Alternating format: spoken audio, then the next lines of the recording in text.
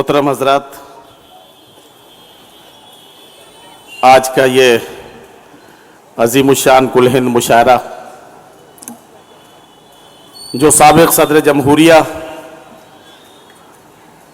और पूरी दुनिया में हमारे मुल्क की आबरू, एक ऐसी कलंदर सिफत शख्सियत जिसने अपनी सादगी से, अपनी लियाकत से और अपनी सलाहियतों से पूरी दुनिया से अपना लोहा मनवाया।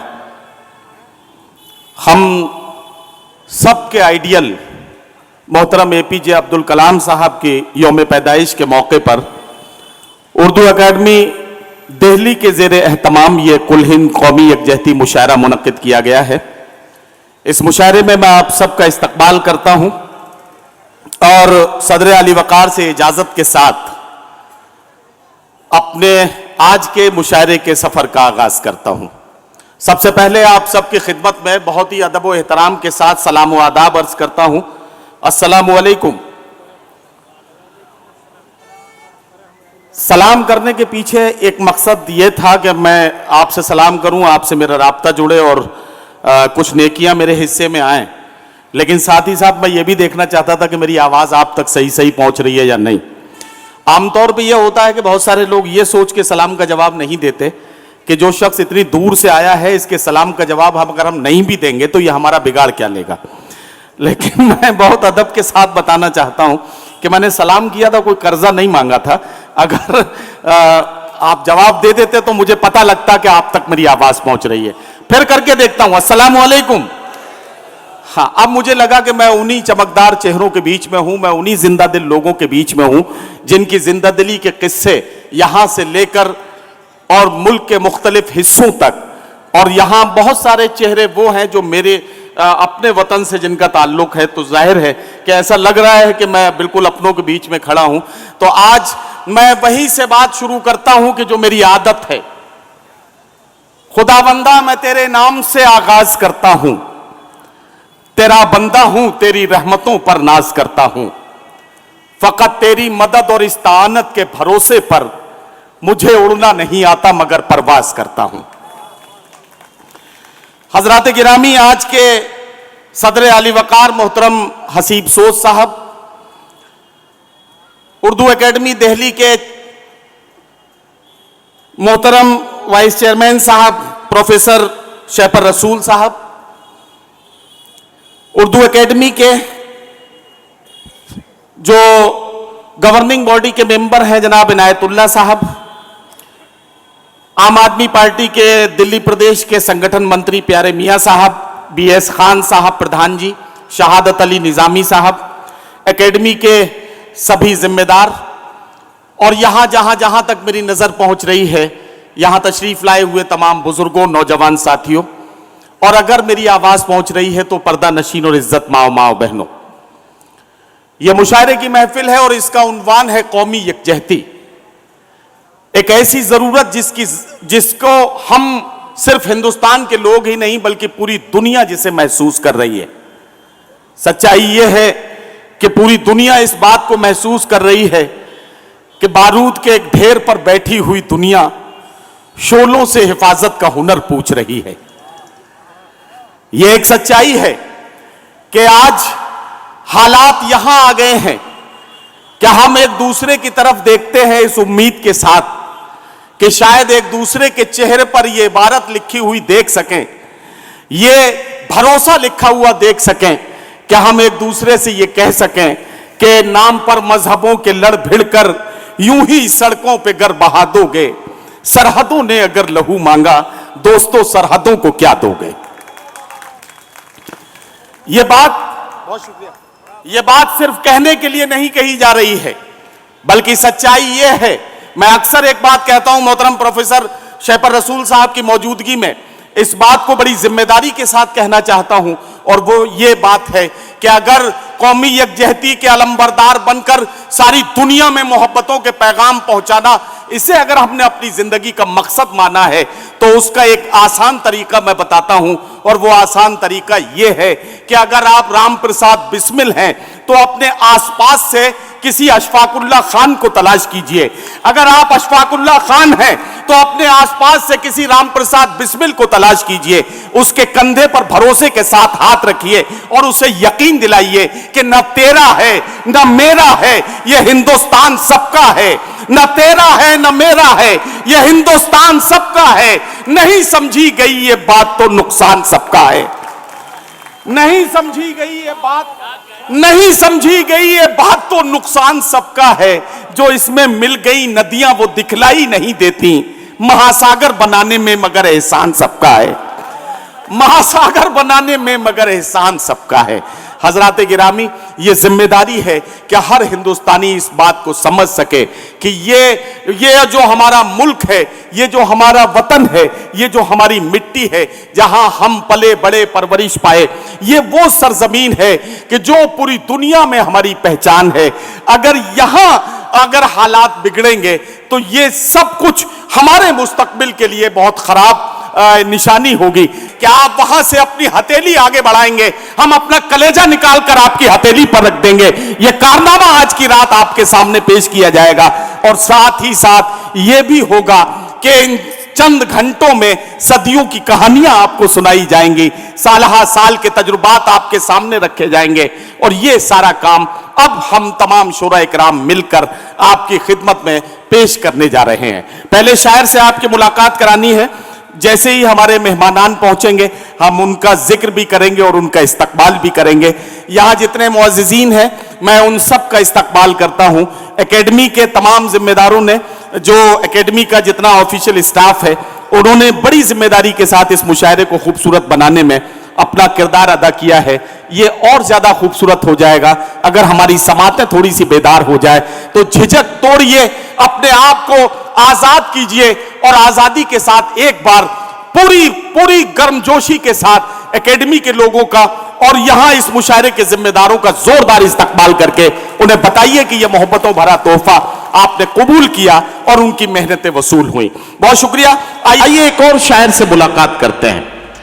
और मैं अब जिस शायर को बुलाने जा रहा हूं उसके लिए मैं आपसे एक बात अर्ज करता हूं कि यहां हालात ऐसे हैं कि हम ये कहने पर मजबूर हैं कि आज के हालात में आज की कड़वाहटें हमें इस तरह की शायरी करने पर मजबूर कर रही हैं कि हम इस तरह के शेर कहने लगे कि इतनी आसानी से मिलता नहीं जालिम का खिताब, इतनी आसानी से मिलता नहीं जालिम का खिताब, उससे कह दो कि अभी जुल्म सितम और करे। इतनी आसानी से मिलता नहीं जालिम का खिताब, उससे कह दो कि अभी जुल्म सितम और करे। और अगर एक शेर मैं यहां और इसी कबील का शामिल करूं तो मुझे यह कहना चाहिए कि हमें देखो कि अब तक होश हम अपने संभाले हैं, हमें देखो कि अब तक होश हम अपने संभाले हैं। अगर तुम इस जगह होते तो पागल हो गए होते, अगर तुम इस जगह होते तो पागल हो गए होते। हजरात गिरामी, ये आज के समाज की कड़वाहटें हैं जिन्हें आज का शायर अपनी गजल का हिस्सा बनाता है। वो पढ़ते जा रहे थे और मैं सोच रहा था कि मैं आपसे ये बात अर्ज करूंगा कि सगा भतीजा, सगा भांजा, सगा भाई, गरीब है तो पड़ोसी बता रहे हैं लोग। सगा भतीजा, सगा भांजा, सगा भाई, गरीब है तो पड़ोसी बता रहे हैं लोग। पता लगाओ कि मैयत किसी अमीर की है जो दौड़ दौड़ के कांधा लगा रहे हैं लोग। पता लगाओ कि मैयत किसी अमीर की है जो दौड़ दौड़ के कांधा लगा रहे हैं लोग। सियासी जलसे में सांसें भी रोक रखी थी, जुमे के खुतबे में बातें बना रहे हैं लोग। हजरात गिरामी, यही एक शायर की जिम्मेदारी है कि जो देखे और महसूस करे उसी को अपनी गजल का हिस्सा बनाए, उसी को अपनी शायरी बनाए और आपकी अदालत में पेश कर दे। महमूद असर साहब के बाद एक और शायर से आइए मुलाकात करें।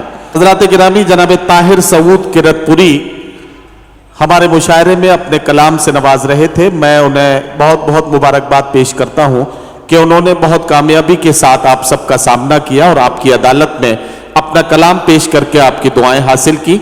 मैं ताहिर सऊद साहब के बाद अब चाहता यह हूं कि जरा सा माहौल को कुछ थोड़ा सा तब्दील करने की कोशिश करूं, क्योंकि मेरा मानना यह है कि लड़कियां बैठी थी पांव डालकर, रोशनी होने लगी तालाब में। बात यह भी कही जा सकती है और यूं भी कही जा सकती है कि लड़कियों के दुख अजब होते हैं, सुख उनसे अजीब। हंस रही हैं और काजल भीगता है साथ साथ। और वैसे भी हमारे मुशायरे में कहीं कहीं सही दो चार खवातीन जो बैठी हैं, तो मैं अपनी इन बहनों को शरीक करने के लिए एक बात अगर मशवरे के तौर पर इन्हें बताना चाहूं तो मुझे यह कहना चाहिए, मैं अपनी इन तमाम बहनों को शरीक कर रहा हूं और यह बात बताना चाहता हूं कि अगर आपके शौहर खाने की टेबल पर हैं या दस्तरखान पर हैं और वो खाना खाते खाते आपसे अचानक अचार मांगने लगे, तो इसका मतलब यह है कि आपकी सब्जी में दम नहीं है। हां, मतलब इसमें ज्यादा सोचना नहीं है, सीधी सीधी बात है कि अगर खाना खाते वक्त खाना खाते खाते आपसे अचानक अचार मांगा जाए तो इसका मतलब यह है कि आपकी सब्जी में दम नहीं है। और आपको यह भी समझ लेना चाहिए कि दम आपके शौहर में भी नहीं है जो यह बात आपसे कह सके कि सब्जी में दम नहीं है। तो यह आसान बात है जिसे आसानी के साथ समझा जा सकता है। बहरहाल ये मैंने थोड़ी सी जो बातचीत आपसे की, आपको शगुफ्ता करने के लिए की, ताकि आप थोड़े से तरोताजा हो जाए। फखरुद्दीन अशरफ साहब अपने कलाम से नवाज रहे थे और उन्होंने बहुत खूबसूरत अंदाज में अपनी बहुत ही खूबसूरत और बेहतरीन गजल आपकी खिदमत में पेश की।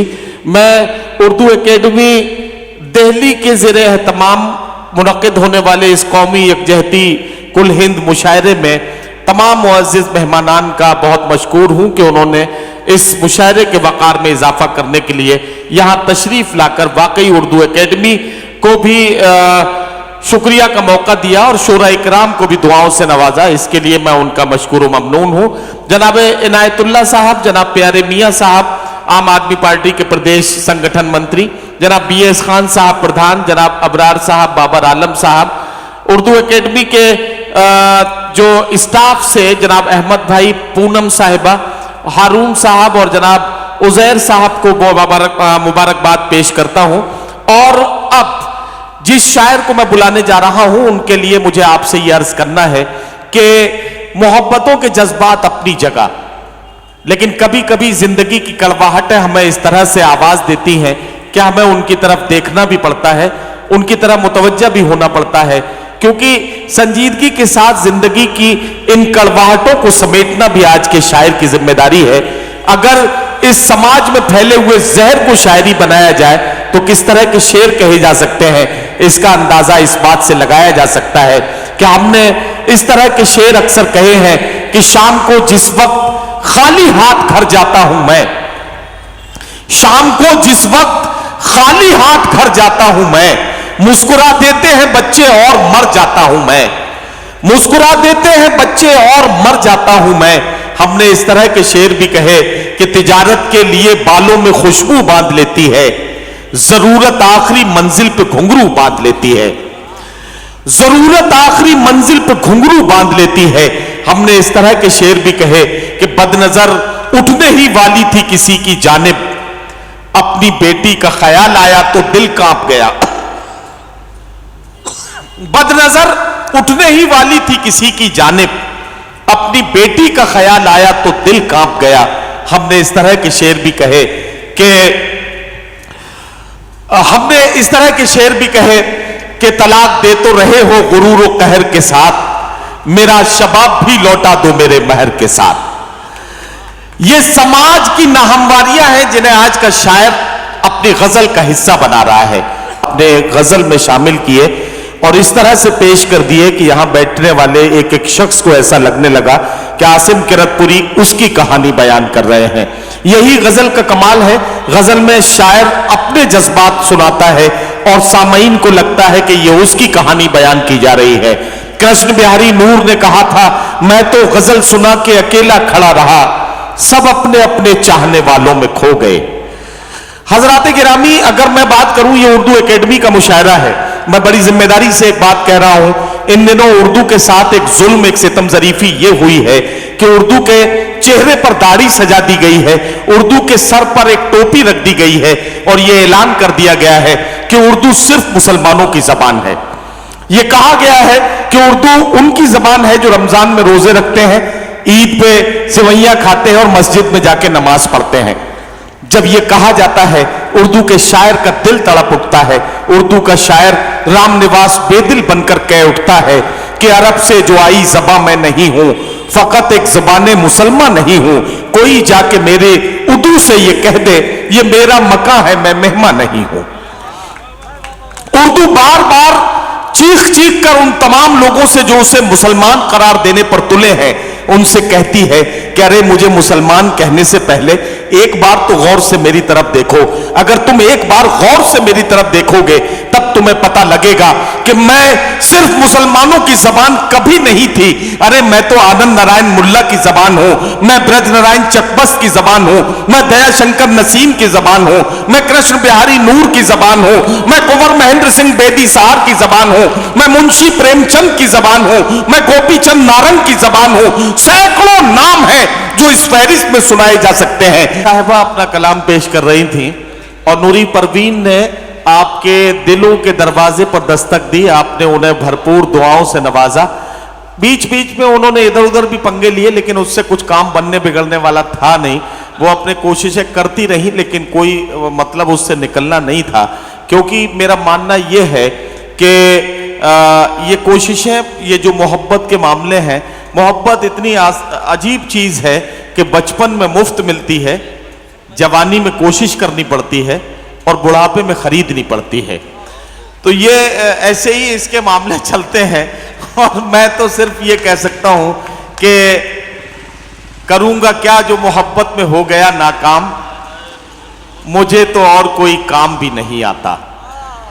यही मोहब्बत का मामला है।